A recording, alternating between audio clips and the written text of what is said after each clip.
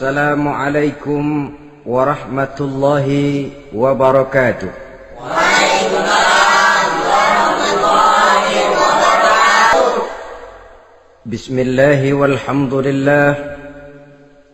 Wassalatu wassalamu ala sayyidina Rasulillah wa ala alihi wa sahbihi wa mawalah. La hawla wa la quwwata illa billah, amma ba'du. Saudara-saudara kaum muslimin yang berbahagia, di dalam kehidupan ini kita senantiasa mengambil iktibar, contoh dan teladan dari orang-orang sebelum kita.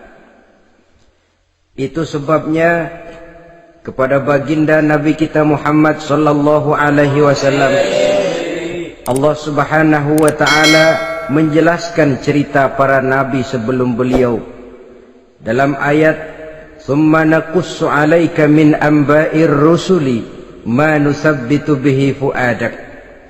Demikianlah kami ceritakan kepadamu wahai Muhammad sebagian dari kisah para rasul-rasul sebelum kamu yang dengan itu akan memperkuat hatimu, meneguhkan keyakinanmu dan memantapkan pendirianmu. Inilah manfaatnya belajar dari sejarah. Jadi jangankan kita, baginda Nabi sendiri pun oleh Allah Subhanahu wa taala diceritakan sejarah para nabi sebelum beliau yang dimusuhi oleh umatnya, yang dicaci maki oleh kaumnya, yang terusir dari kampung halamannya, bahkan sampai ada yang terbunuh oleh umatnya. Itu seluruhnya merupakan iktibar manusabbitu bihi fu'adak, untuk memantapkan langkahmu, meneguhkan keyakinanmu dan menguatkan pendirianmu menghadapi perjuangan ini. Sehubungan dengan itu, pada pertemuan kali ini Al-Fakir ingin menyampaikan satu cuplikan kecil dari kehidupan seorang sahabat utama baginda Nabi, yaitu Sayyidina Umar ibn al-Khattab radhiyallahu an. Beliau adalah Umar bin Khattab bin Nufail bin Abdul Uzza dari suku Quraisy, golongan Bani Adi. Perawakannya tinggi, kekar dan gagah, melambangkan sifatnya yang pemberani, tegas, dan tidak pernah kenal takut kepada siapapun. Sebelum mendapat hidayah, Umar bin Khattab termasuk orang yang berdiri di barisan orang-orang yang memusuhi umat Islam. Ia terperangkap dalam tradisi jahiliyah, di mana gemar berperang dan bermabuk-mabukan juga merupakan hal-hal yang pernah dilaksanakan dalam kehidupannya sebelum beliau masuk ke dalam agama Islam. Oleh karena itu, dalam kehidupan beragama, hidayah merupakan sesuatu yang penting. Bagaimanapun banyaknya dosa dan kesalahan yang telah dilakukan oleh seseorang, tidak seharusnya menyebabkan ia putus asa dari rahmah Allah. Sebaliknya, bagaimanapun banyak kebajikan dan kebaikan yang sudah dikerjakannya, tidak perlu membuat dia besar hati, puas, bangga, apalagi menjadi lalai karenanya. Sebab kita belum tahu akan bagaimana ujung perjalanan dari kehidupan kita ini. Saudara-saudara, kisahnya pun masuk Islam merupakan peristiwa yang menarik. Pada satu hari, dengan pedang terhunus, Umar bin Khattab menuju Darul Arqam, tempat di mana baginda Nabi biasa berkumpul dengan para sahabat. Melihat mukanya yang beringas, matanya yang nanar, orang sudah menyangka dan mengerti ini tentu akan terjadi pembunuhan. Dalam perjalanan menuju Darul Arqam, Umar bertemu dengan Nuaim bin Abdullah. Nuaim bertanya, "Ya Umar, mau kemana ente?" "Mau membunuh itu, si murtad itu," kata. "Si murtad yang mana?" Yang mana lagi? Itu yang memecah belah kita, yang menghina berhala-berhala kita, yang menjelek-jelekkan nenek moyang dan keturunan kita. Siapa lagi kalau bukan Muhammad? Kata Nuaim Umar, nggak salah, tidak salah lagi. Salah Umar. Salah kenapa? Apa kamu nggak malu? Kamu mau pergi membunuh Muhammad, sementara adikmu sendiri Fatimah, dia sudah termasuk salah seorang pengikut Muhammad. Mendengar ini, muka yang memang tadinya sudah marah dan merah, tambah jadi kelabu. Bukan main mangkelnya Umar bin Khattab. Orang lain dia musuhi, orang lain dia kejar-kejar. Ini malah adiknya sendiri menjadi pengikut dari baginda Nabi. Tidak jadi menuju Darul Arqam, dia berangkat ke rumah adiknya Fatimah. Adapun di rumah Fatimah sedang berkumpul Fatimah, suaminya Sa'id bin Zaid, dan seorang sahabat Habbab ibnul Arad. Mereka sedang membaca Quran. Waktu itu Quran belum lagi dijilid macam sekarang, jadi masih merupakan suhuf atau lembaran-lembaran tercecer saja. Ketuk pintu, ya tentu tidak assalamualaikum karena dia belum Islam. Tok tok tok. Siapa di luar? Umar. Mendengar suaranya saja, ini sahabat yang namanya Habbab ibnul Arad sudah lari ke belakang pintu. Sambil komat kamit baca doa mohon diselamatkan oleh Allah. Adapun Fatimah yang sedang memegang suhuf, lembaran tulisan Quran itu, menyembunyikan suhuf itu di belakang bajunya. Umar masuk. Fatimah, saya bang. Apa benar berita yang saya dengar? Berita apa itu bang? Bahwa kau sudah masuk Islam. Bang, andai kata Muhammad memang benar, bagaimana? Sudahlah, jangan belit-belit. Jawab saja, kau masuk Islam benar atau tidak? Ya. Saudara hadirin, begitu dikatakan iya, tangannya langsung melayang, menampar muka adiknya ini, sehingga mengalir darah dari hidungnya. Suaminya Sa'id bin Zaid yang mencoba melindungi istrinya, dipegang lehernya, dibanting, diduduki dadanya. Oh, ini jawara ini.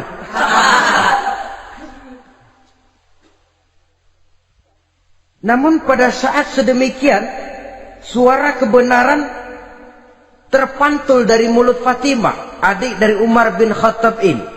Umar, apakah engkau memukul orang yang bersaksi bahwa tidak ada Tuhan melainkan Allah dan Muhammad Rasulullah?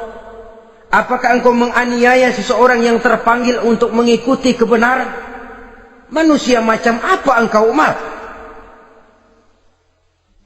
Saudara, memang dia orang keras, tapi hatinya mudah menerima kebenaran. Sehingga mendengar kalimat adiknya ini tercenung dia sejenak, melongok, bengong kata anak sekarang. Ini kalau tidak karena keyakinan yang mantap, tidak mungkin orang ini, anak adik saya ini bicara macam begini. Umar, mengapa engkau memukul orang yang bersaksi bahwa tidak ada Tuhan melainkan Allah dan Muhammad Rasulullah? Mengapa engkau pukul orang yang mengikuti kebenaran, menerima hidayah dari Allah? Begitu yakin dan mantapnya, walaupun di tengah satu hal yang sangat menakutkan. Siapa yang tidak takut orang Quraisy berhadapan dengan Umar bin Khattab yang dikenal sebagai singa padang pasir pada waktu itu? Malahan dia termasuk salah seorang jagoan di tradisi masyarakat jahiliyah itu. Ada satu pasar yang namanya pasar Ukaz. Tiap tahun di pasar itu diadakan pesta. Pertama pertandingan syair. Jadi penyair waktu itu jadi kebanggaan. Syair-syair yang menang itu digantung di dinding Ka'bah. Jadi setiap suku akan bangga kalau mempunyai ahli syair yang hebat. Nah, lalu diadakan juga lah perlombaan balap kuda, memanah, termasuk gulat. Lah Umar ini tiap kali pertarungan mesti menang. Belum pernah ada yang berhasil mengalahkan dia. Jawara. Saudara-saudara, mendengar adiknya begitu mantap hatinya, apalagi ketika adiknya berkata begitu, suhuf, lembaran yang disembunyikan di belakang bajunya tersembul. Apa yang kau sembunyikan di balik bajumu itu? Suhuf. Apa suhuf itu? Lembaran Al-Quran. Coba saya lihat. Enggak boleh. Kenapa? Kamu kotor. Orang kotor tidak boleh megang Quran. Saya mau lihat. Enggak boleh. Kalau kamu mau lihat, mandi dulu. Diturutinya permintaan adiknya itu. Lalu diambilnya suhuf tadi. Dia baca. Kebetulan ayat yang dibacanya, ayat pertama dari surah Toha, yang berlanjut dengan ayat 14 pada surah yang sama. Dia baca, Bismillahirrahmanirrahim. Toha, ma anzalna ilaikal Qur'ana litashqa illa tazkiratan liman yakhsha. Toha, tidaklah aku turunkan Al-Quran ini untuk bikin sukar manusia, melainkan merupakan pengingat bagi orang-orang yang takut kepada Allah. Lalu pada ayat ke-14, Innani anallahu la ilaha illa ana fa'budni. Sesungguhnya akulah Allah, tidak ada Tuhan melainkan aku, maka hendaknya hanya kepadakulah kamu menyembah. Wa aqimis sholata li dzikri, dirikanlah salat untuk mengingat aku.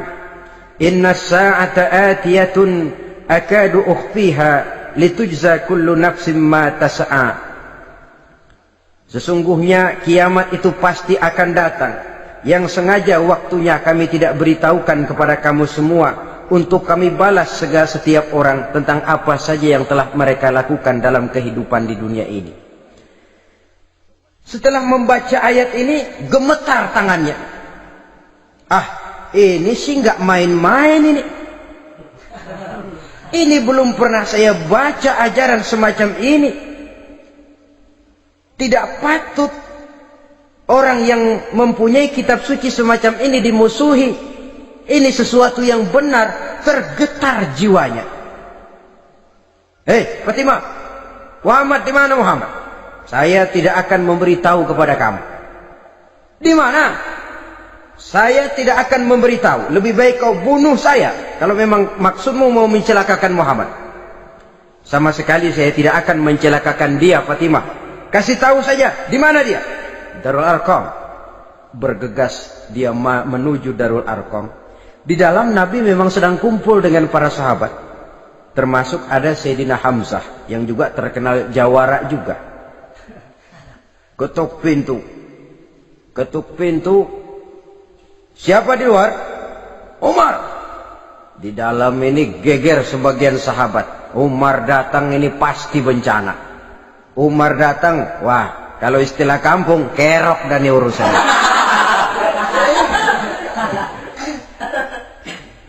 Tapi baginda Nabi menenangkan mereka. Tenang, mudah-mudahan ada hikmahnya.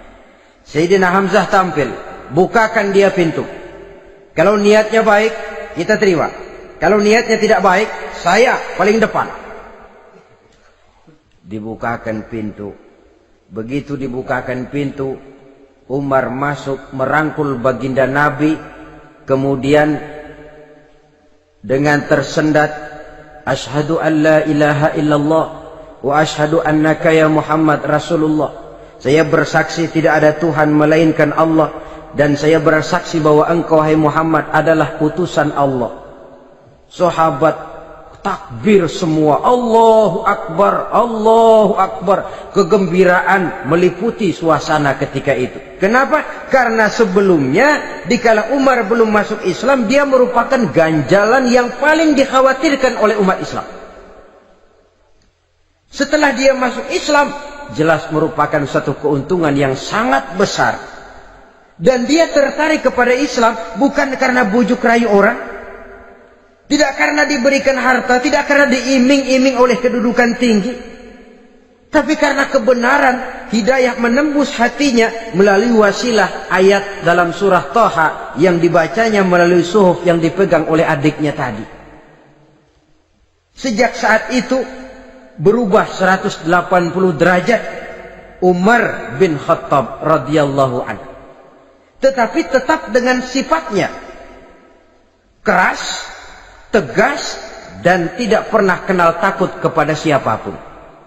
Cuma kalau sebelum Islam dia kerasnya kepada Islam, setelah dia masuk Islam muter arah kepada siapapun yang memusuhi Islam, dia bersikap keras, tegas, dan tidak pernah kenal takut. Bahkan setelah beliau masuk Islam, satu hari ketika di Darul Arqam kumpul-kumpul, waktu itu Nabi belum berdakwah secara terbuka karena pengikut masih sedikit. Sayyidina Umar usul, "Ya Rasul, ada apa Umar? Alasna 'alal haq fi mamatina wa mahyana." Ya Rasul, bukankah kita ini berdiri di atas sesuatu yang benar? Bukankah mati kita, hidup kita untuk melaksanakan sesuatu yang benar? Bala ya Umar, betul Umar. Wallazi nafsi biyadih, innakum la'alal haq in muttum wa in hiyitum. Demi Allah Umar, kata Nabi, sesungguhnya kamu dan kita semua berdiri di atas kebenaran, hidup ataupun mati. Setelah mendapat jawaban begini, Umar masuk kepada tujuan pembicaraannya. Izan ya Rasul, fafimal ikhtifar. Kalau memang begitu ya Rasul, kalau memang kita yakin kita berdiri di atas kebenaran, kita hidup karena kebenaran, kita mati pun memperjuangkan kebenaran, fafimal ikhtifar. Kenapa mesti ngumpet-ngumpet? Kenapa harus sembunyi-sembunyi? Wallazi ba'asaka bil haq, demi Allah ya Rasul, la takhrujanna wa la nakhrujanna ma'ak. Tuhan harus keluar menyampaikan Islam ini secara terbuka, dan kami akan mendampingi Tuhan dengan segenap jiwa dan raga. Sekali masuk Islam gak tanggung-tanggung. Yang kayak begini ini yang kita perlukan sekarang ini. Begitu masuk Islam gak tanggung seluruhnya, jiwa dan raganya masuk Islam. Beliau yang pertama kali mengajukan ide, kenapa harus dakwah sembunyi ya Rasul? Wong kita berdiri di atas kebenaran, memperjuangkan sesuatu yang hak. Kalau kita mati, kita pun mati membela kebenaran. Kenapa mesti fafimal ikhtifa? Kenapa harus sembunyi-sembunyi? Mulai sekarang mari keluar ya Rasul, saya akan dampingi Tuhan, nyawa taruhannya. Saudara hadirin yang saya hormati, selalu dia tempat-tempat yang pernah dia melaksanakan maksiat sebelum dia Islam, selalu dia kunjungi, sampai dia berkata, tidak ada tempat yang pernah saya melakukan kesalahan sebelum saya Islam yang harus saya tutupi dengan kebajikan setelah saya Islam sekarang ini. Bahkan ada satu riwayat menjelaskan beliau itu yang tinggi badannya, kekar perawakannya, gemetar orang ngadepin dia. Tapi beliau sendiri sangat mudah gemetar kalau sudah mendengar ayat-ayat Allah. Sehingga ada satu riwayat menjelaskan Sayyidina Umar itu setelah masuk Islam, kalau sholat kadang-kadang bila menoleh ke kanan beliau senyum, bila menoleh ke kiri beliau menangis berurai air mata. Ada orang bertanya, ya Umar, kenapa menengok ke kanan kau senyum, ke kiri kau menangis? Itulah kalau saya ingat jahilnya saya sebelum Islam. Adapun bila saya menoleh ke arah sebelah kanan saya tersenyum, teringat betapa dulu saya membuat berhala dari korma. Saya tumpuk-tumpuk, saya susun begitu.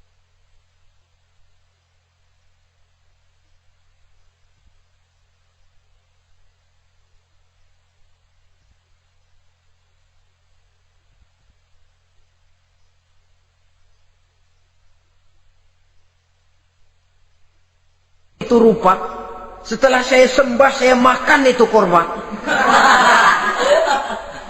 Gagah betul saya waktu itu, sampai Tuhan pun saya makan. Adapun kalau saya menoleh ke kiri teringat putri kesayangan saya yang terbawa oleh tradisi jahiliyah, takut menanggung aib, merasa malu mempunyai anak perempuan, sampai dia terkubur hidup-hidup. Berurai air mata saya mengingat semua itu.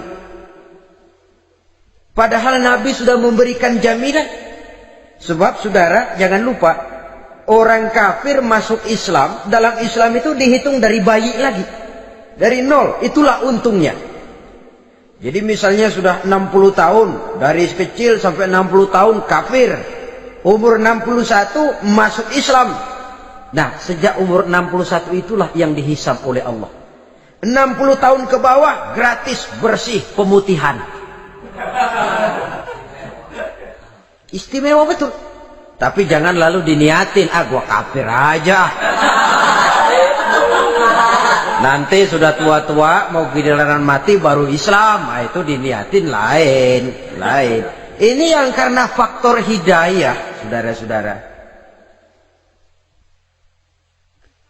Nah, cintanya kepada baginda Nabi luar biasa. Dalam setiap pertempuran beliau selalu di front terdepan. Bahkan demikian cintanya sampai ketika hari di mana baginda Nabi wafat, saudara-saudara. Disampaikan berita wafat Nabi kepada Umar ini.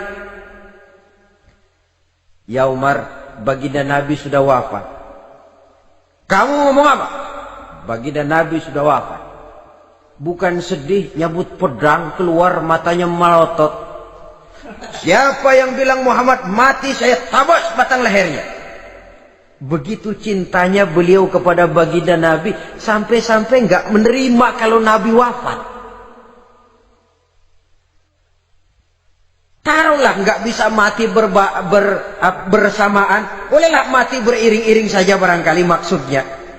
Saudara-saudara, cabut pedang, kelayaban kemana-mana. Ayo, siapa ngomong Muhammad mati, saya tabas batang lehernya.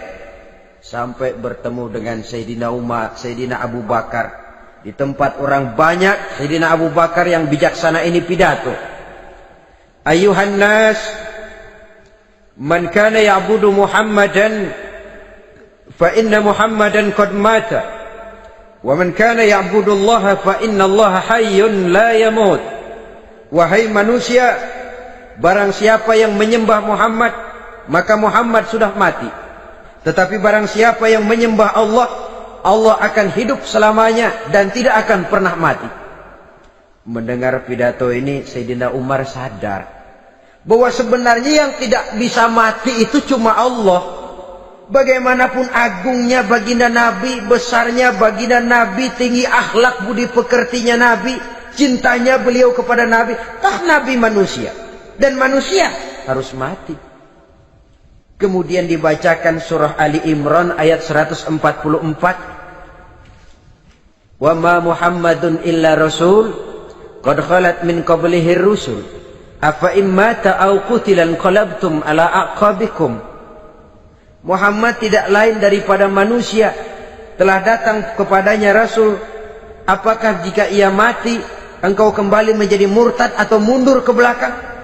Mendengar ayat ini dibacakan, Sayyidina Umar sadar, berurai air matanya, menangis dalam kesedihannya. Ini cintanya yang demikian tinggi kepada baginda Rasulullah sallallahu alaihi wasallam. Begitulah seluruh kesalahan yang dia lakukan pada saat sebelum dia masuk Islam, berusaha dia tutupi dan dia tebus dengan segala kebaikan, pengabdian, perbuatan soleh setelah dia masuk Islam. Sehingga diajarkan oleh baginda Nabi, ittaqillaha haitsu ma kunta wa atbi'i sayyi'atal hasanata tamhuha wa khaliqin nasa bi khuluqin hasanin. Bertakwalah kamu kepada Allah, kata Nabi, dimanapun saja kamu berada. Jadi takwa tidak kenal tempat. Dimanapun saja kamu berada, bertakwalah kepada Allah. Di rumah takwa, di pasar takwa, di kantor takwa, di tengah orang banyak takwa, pada waktu sendirian takwa. Ittaqillaha haitsu ma kunta. Bertakwalah kau kepada Allah dimanapun saja kamu berada. Jangan takwa pakai tempat. Di masjid takwa, di kantor nyolong.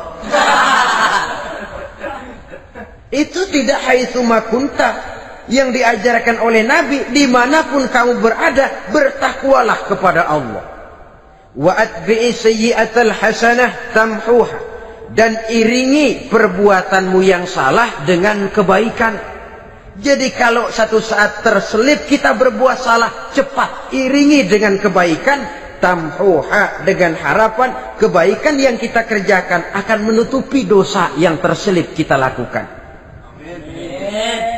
Ngomongin orang, astagfirullahaladzim, banyak istighfar. Istighfarnya mudah-mudahan bisa nutupin dosa karena ngomongin orang. Tapi jangan lalu tambah sulap. Ngomongin orang istighfar, terus ngomongin lagi istighfar lagi. Itu tentu tidak bisa dengan cara begitu. Barangkali terselip pernah mengambil harta orang tanpa alasan yang hak, imbangi dengan rajin sedekah misalnya. Barangkali pernah menyakiti hati orang, imbangi dengan perbuatan yang bisa menyenangkan hati orang lain. Itu namanya mengiringi perbuatan yang bersifat salah dengan kebajikan. Ini yang dilakukan oleh Sayyidina Umar. Setiap pelosok hampir dia datangi. Tempat-tempat di mana dia pernah melakukan kesalahan sebelum Islam, di sana dia tegakkan kebajikan dan kebaikan. Kegagahannya, keperkasaannya, keberaniannya sepenuhnya bulat-bulat sudah diwakafkan untuk kepentingan Islam. Saudara hadirin yang saya hormati, diperlukan orang-orang yang punya keberanian macam Sayyidina Umar. Berani karena panggilan hidayah, bukan berani babi. Babi berani juga babi, cuman nyeruduk. Artinya berani yang tanpa pertimbangan. Berani yang tanpa pertimbangan pada akhirnya akan menyulitkan kita sendiri.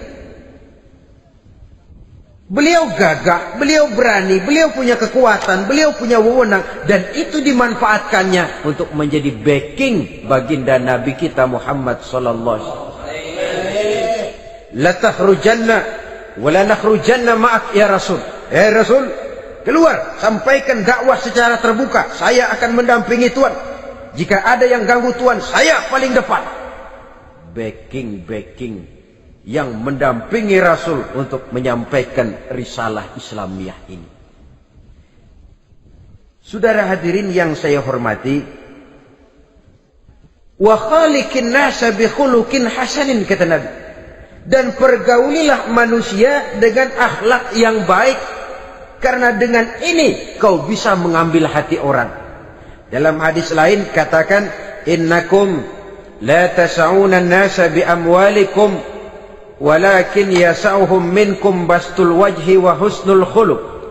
Kamu tidak akan bisa menyenangkan orang banyak dengan hartamu, tapi kamu bisa ambil hati mereka dengan budi pekerti yang luhur dan muka yang manis. Dengan harta belum tentu kita bisa menyenangkan semua orang, tapi budi pekerti yang luhur, muka yang manis, itu yang akan bisa membuat kau menyenangkan orang banyak.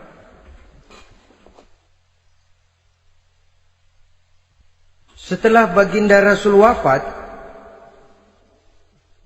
pernah ketika berkumpul, Sayyidina Abu Bakar berkata kepada Sayyidina Umar, "Ya Umar, saya baiat kamu untuk menjadi khalifah." Jawab beliau, "Sayalah yang akan membaiat Tuan. Tapi Anda lebih utama dari saya, Umar. Keutamaan saya akan saya berikan kepada Tuan untuk mendukung kekhalifahan Tuan." Di sini kelihatan wataknya yang tidak ambisius. Gagah, berani, perkasa, tapi tahu diri. Enggak nyelonong. Tidak menggunakan kekuasaannya, kegagahannya untuk maksud yang sewenang-wenang. Oleh karena itu setelah Sayyidina Abu Bakar wafat, beliau dilantik menjadi khalifah, keluarlah pidatonya yang terkenal. Ayuhan nas, inni qad wullitu alaikum walastu bi khairikum. Hai manusia, aku telah dipilih menjadi pemimpin kamu. padahal aku bukanlah orang yang terbaik di antara kamu. Kalau tidaklah karena aku melihat keutamaan, keteguhan yang dapat melindungi kalian, berat rasanya aku memikul amanah ini. Sebab apa? Alangkah beratnya menunggu datangnya perhitungan di akhirat nanti terhadap Umar. Ini yang jadi motifnya memegang jabatan khalifah. Sungguh berat bagi Umar menunggu datangnya saat perhitungan. Sehingga seolah-olah kalau bisalah jadi Umar bin Khattab saja, jangan jadi khalifah kalau bisa. Tapi moya umat sudah kadang memilih. Sehingga benar kalau dalam satu hadis Nabi pernah mengajarkan jangan memberikan satu jabatan kepada orang yang memintanya. Sebab orang kalau sudah minta jabatan, apalagi pakai jilat-jilat, pakai upeti-upeti, tentu ada tendensinya. Ada batu di balik udang. Kalau udang di balik batu kan mungkin nggak kelihatan, tapi kalau batu di balik udang kelihatan betul itu. Ada maunya, ambisinya. Jangan memberikan satu jabatan kepada orang yang memintanya. Seakan di batinnya Sayyidina Umar menyesali. Kenapa Umar nggak jadi Umar saja, kok mau jadi khalifah gitu. Alangkah berat perhitungan buat saya di akhirat nanti. Nah, setelah jadi khalifah, sebagai satu i'tibar, saya akan mencoba mengemukakan beberapa sifatnya yang menonjol untuk pelajaran buat kita semua. Pertama, sikapnya terhadap keluarganya setelah beliau menjadi khalifah. Kedudukan sebagai keluarga Umar bin Khattab bukan merupakan kedudukan istimewa. Itu ditanamkan betul kepada keluarganya. Jangan karena bapakmu khalifah, lalu mentang-mentang anak khalifah kau merasa dapat fasilitas, merasa bisa berbuat semau-maumu. Kau harus punya tanggung jawab dan beban moral, memberikan contoh yang lebih baik kepada rakyat. Ini yang ditekankan kepada keluarganya. Kalau beliau mau mengeluarkan undang-undang, undang-undang itu lebih dahulu dibicarakan di tengah keluarganya, kumpul anak-anaknya. Ini akan ada undang-undang begini. Siapa di antara kalian mau mentaati, persilakan. Yang tidak pun persilakan. Tapi saya ingatkan, kalau ada dari keluarga Umar yang melanggar peraturan yang saya keluarkan ini, saya akan menghukumnya 2 kali lipat karena dia keluarga saya. Menghukumnya 2 kali lipat karena dia keluarga saya. Jadi bukan mentang-mentang anak babe lalu kebal hukum. Tidak. Siapa yang di antara kalian melanggar peraturan ini, akan aku kenakan hukuman 2 kali lipat karena dia keluargaku. Nah, saudara hadirin yang saya hormati, lalu berwibawa, dijaga betul keluarganya. Suatu hari beliau datang ke rumah putranya Abdullah bin Umar. Ketika masuk dilihatnya Abdullah bin Umar sedang makan daging. Makan daging. Merah muka Umar. Mentang-mentang anak khalifah ya. Mentang-mentang anak Amirul Mukminin ya, kamu makan daging. Lihat tuh rakyat kita masih banyak yang kelaparan, makan daging, makan roti keras. Padahal itu halal. Sesuatu yang diperoleh dengan usahanya sendiri. Tetapi begitu hati-hatinya Umar untuk menjaga pandangan orang. Keluarga khalifah merupakan beban moral sebab akan dijadikan contoh oleh rakyatnya. Mentang-mentang anak khalifah ya makan daging. Lihat tuh rakyat, roti keras digarotin. Lain saat beliau pergi ke satu pasar. Di situ dilihat ada sapi gemuk-gemuk. Tempat lain sapinya kurus-kurus. Tanya, ini yang gemuk-gemuk sapi siapa? Sapi Abdullah bin Umar. Sapi anaknya. Panggil Abdullah bin Umar, suruh sini. Datang anaknya itu. Abdullah bin Umar, bagaimana ceritanya sampai ini? Begini, Babah. Dahulu itu dengan uang saya beli sapi kurus-kurus. Lalu saya rawat. Saya berikan upah orang untuk merawat sapi-sapi itu. Sampai sekarang dia menjadi gemuk. Akan saya jual dan keuntungannya tentu sesuatu yang halal. Subhanallah, kata Umar. Kau ini anak Amirul Mukminin. Jual sapimu. Ambil modalnya, untungnya, masukkan baitul mal untuk urus kepentingan orang Islam. Dia nggak mau anaknya terlibat bisnis, dompleng kekuasaan ayahnya. Karena mentang-mentang anak khalifah lalu segala macam bisnis lancar. Orang takut karena apa? Anak babe. Ada lagi. Pada waktu pembagian harta ghanimah, putri beliau yang namanya Hafsah, ini adalah istri baginda Nabi, meminta bagian.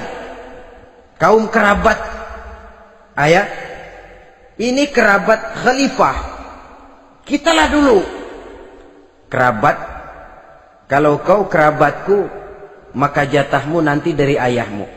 Harta ini masih lebih banyak dibutuhkan oleh orang-orang Islam. Nanti belakangan, kalau ada sisanya.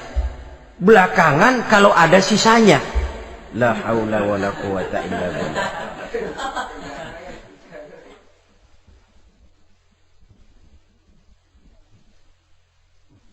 Saudara hadirin, itu terhadap keluarganya.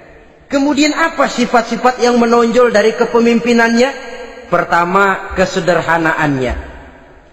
Beliaulah satu-satunya khalifah, Amirul Mukminin, setingkat presiden kalau sekarang, yang punya jubah cuma 2 dan 1 pun punya anaknya. Tambelan lagi. Pernah sholat Jumat terlambat. Beliau naik mimbar untuk khutbah, sebelumnya minta maaf dulu. Saudara-saudara, maaf saya terlambat nungguin baju kering. Seorang khalifah nungguin baju kering. Sederhana dalam kehidupannya. Mari kita ambil satu cerita lagi. Pada waktu beliau jadi khalifah, yang diangkat jadi gubernur di Mesir adalah Amr bin As. Amr bin As hidupnya lebih mirip kaisar. Istananya besar, pakaiannya bagus-bagus. Nah, yang paling mengganggu pikiran Amr bin As, di sebelah istananya ini ada gubuk reot, kepunyaan orang Yahudi lagi. Ah, ini nggak pantas bener, masa di samping istana gubernur ada gubuk reot. Orang Yahudi lagi yang punya. Ini mesti, udah, bikin saja rencana, panggil dinas tata kota, bikin planning. Di sini mau dibangun masjid, proyek negara. Bikin gambarnya, susun anggarannya, tender. Saudara-saudara, si Yahudi yang punya gubuk reot dipanggil.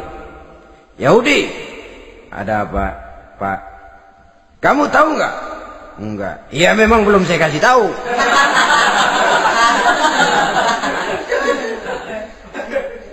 Ada apa, Pak? Itu kamu punya gubuk. Tahu? Kena proyek. Proyek apa, Pak? Kami mau bangun masjid besar di situ. Dan tidak sesuai ada gubuk reot di samping tempat gubernur. Jadi maksud Bapak, gubukmu, tanah-tanahnya mau saya bebaskan. Saya beli. Enggak mau, Pak. Saya enggak mau jual. Saya bayar 2 kali lipat. Enggak mau. 3 kali lipat. 6 kali lipat juga enggak mau, Pak. Saya dari muda peres keringat banting tulang cuma segitu-gitunya, Pak, tempat saya tinggal. Gubuk reot sama tanahnya sedikit. Makmur saya, Pak, cuma rumah sama sumur.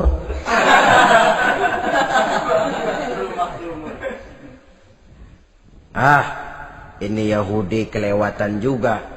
Akhirnya turun perintah, sudah, kalau dia nggak mau dibebaskan, gusur saja, tarik, ambil bulldozer. Digusur. Yahudi ini berurai air matanya.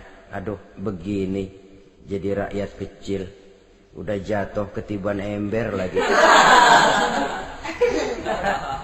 Tapi pikir-pikir Amr bin As kan bukan yang paling atas. Dia kan cuma pejabat, masih ada atasannya lagi. Lapor lapor. Yahudi ini berangkat ke Madinah. Bayangkan dari Mesir ke Madinah. Jalan. Di sepanjang jalan dia pikir membanding-banding. Kalau gubernurnya saja istananya begitu mewah, apalagi khalifahnya. Kalau gubernurnya galak main gusur, apalagi khalifahnya. Dan saya bukan orang Islam, apa dia lemin ngadu? Apa dapat tanggapan? Berangkat dia sambil harap-harap cemas. Sampai di pintu kota Madinah, dia temui orang lagi tidur di bawah pohon korma. Selamat siang Pak. Ada apa? Pak. Apa? Mau lapor. Lapor apa? Bapak tahu Khalifah Umar bin Khattab? Tahu? Istananya di mana Pak? Istananya di atas lumpur. Di atas lumpur. Di atas lumpur. Pengawalnya banyak Pak. Banyak. Siapa Pak? Yatim piatu, janda-janda tua, orang-orang miskin, orang-orang lemah, itu pengawalnya. Pakaian kebesarannya apa sutra apa Pak? Pakaian kebesarannya malu dan takwa. Saya nggak ngerti Pak. Itulah Umar bin Khattab. Lalu orangnya sekarang di mana Pak? Di depan ente. Rupanya yang dia tanya itulah orangnya. Gemeter Yahudi ini, keringat bercucuran. Coba, istananya di atas lumpur. Sebab beliau berprinsip, bagaimana saya bisa menghayati nasib rakyat kalau saya tidak merasakan apa yang mereka rasakan?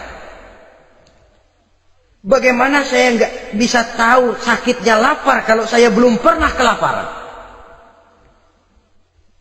Itu prinsipnya. Istananya di atas lumpur. Para pengawalnya yatim piatu, janda-janda tua, orang-orang miskin, orang-orang lemah dan tidak mampu. Dan pakaian kebesarannya malu dan takwa. Kamu dari mana? Dari Mesir Pak. Ada apa? Mau laporan gubernur Bapak di Mesir yang namanya Amr bin As. Kenapa? Main gusur aja Pak. Ceritanya, iya dia mau bangun masjid. Kebetulan di areal itu saya punya tanah sama gubuk segitu-gitunya. Saya nggak mau dibeli, digusur Pak. Saya mau mencari keadilan. Begini, kamu lihat tempat sampah itu, lihat. Di situ banyak tulang. Coba kamu ambil kemari satu, tulang unta, bawa sini. Bingung Yahudi. Pak, saya kemari mau cari keadilan. Kalau tulang mah di Mesir juga banyak Pak. Sudahlah, pokoknya kau ambil saja tulang itu. Dicoker-coker dapat dikasih. Tulang itu digaris lurus oleh Sidina Umar dengan ujung pedang. Red. Nah, nih, kau bawa kepada Amr bin As. Makin bingung itu Yahudi. Suruh bawa tulang cuman digaris. Nanti saya ngomong apa Pak? Sudahlah, kasih saja. Pulang dia. Sampai di Mesir. Tuan Gubernur, ada apa? Saya baru menghadap Khalifah. Kemudian beliau sampaikan ini, dikasih tulang. Amr bin As ngelihat tulang ada goresan lurus dengan ujung pedang, gemetar. Badannya keluar keringat dingin. Panggil kepala proyek. Proyek batal. Masjid nggak jadi didiriin. Itu gubuk Yahudi diriin lagi. Ini Yahudi makin bengong. Ini gubernur dapat tulang doang segitu takutnya.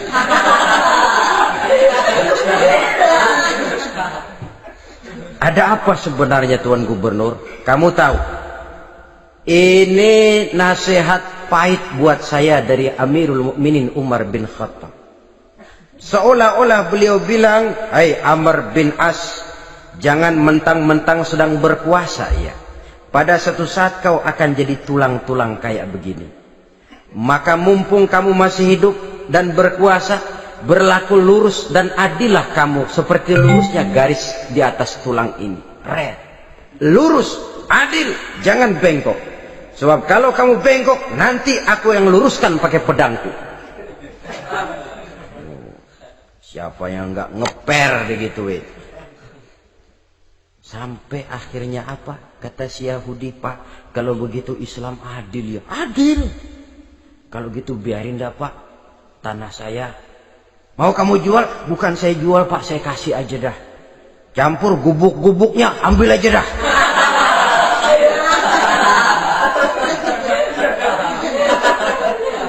Masuk Islam si Yahudi ini oleh karena keadilan dari Umar bin Khattab.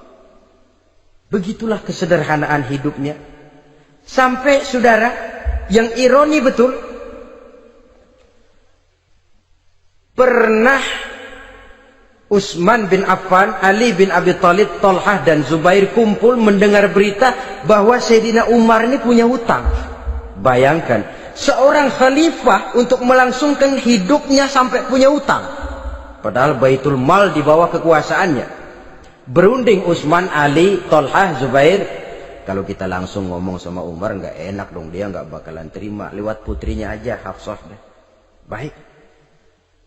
Hafsah ngomong sama Umar, Abah, kenapa? Bagaimana kalau honor Abah ditambah, ditingkatkan supaya hutang bisa ketutup? Hafsah, saya Abah. Siapa yang nyuruh kamu ngomong begitu? Enggak ada. Ada. Saya tahu ada ini. Kalau enggak ada, kamu enggak mungkin ngomong begitu. Tapi orangnya kalau saya tuntut, mereka mungkin enggak mau. Sekarang saya mau tanya Hafsah, kau kan istri Rasul, betul? Nah, saya mau tanya, suamimu makanannya apa? Daging? Bukan. Roti. Tempat tidurnya kasur empuk? Bukan. Kain kasar yang kalau musim panas kami bentangkan, kalau musim dingin separuh buat tidur, separuh buat selimut. Pakaian yang dibelikan untukmu berapa banyaknya? Cuma 2. Nah, itu guru saya, orang yang paling saya cintai, dan itu yang saya ikuti. Bahkan setelah beliau wafat, Sayyidina Umar ini hutangnya ditanggungkan kepada anaknya Abdullah bin Umar, dan itu pun dilunasi dengan menjual rumahnya, sehingga rumahnya itu disebut Darul Qadha, rumah bayar hutang. Begitu kesederhanaannya. Jadi nggak pakai aji mumpung jadi khalifah lalu kayak ikan gurita, tangan yang mana aja megang. Itu kan mental monyet. Monyet itu kan begitu, tangan megang kiri kanan, mulut ngawal, kaki megang, temennya dikasih masih ngerampas juga. Monyet rakus betul itu. Itu kesederhanaannya. Kenapa kesederhanaan ini timbul? Karena sikap zuhudnya. Zuhud itu tarkud dunia li ajlil akhirah. Orang yang mengambil dunia hanya yang diperlukan dengan lebih mengutamakan kehidupan akhirat. Watak zuhudnya yang sangat menonjol. Dialah pahlawan yang paling berani di medan perang. Dialah imam yang paling khusyuk di masjid. Dan tidak jarang kalau sholat sendiri, begitu membaca ayat yang menceritakan neraka, nangis berurai air matanya. Saudara hadirin ma'asyiral muslimin rahimakumullah. Jadi kesederhanaan dan kezuhudan ini bukan lewat teori disampaikan oleh Umar, bukan lewat penataran seluruh aparat, tidak, lewat contoh konkret. Inilah saya, contoh sederhana dan zuhud. Bagaimana saya akan bisa merasakan penderitaan kalau saya sendiri tidak pernah menderita? Bagaimana saya akan tahu sakitnya lapar kalau saya belum pernah kelaparan? Maka tanpa penataran, tanpa upgrading segala macam, berhasil karena prinsip keteladanan. Beliau jadi contoh utama. Dan sumber utamanya tentu tidak lain karena contoh dari baginda Nabi besar Muhammad sallallahu alaihi wasallam. 2, sederhana. Yang kedua, zuhud. Yang ketiga, sifat yang menonjol dari kekhalifahannya adalah adil.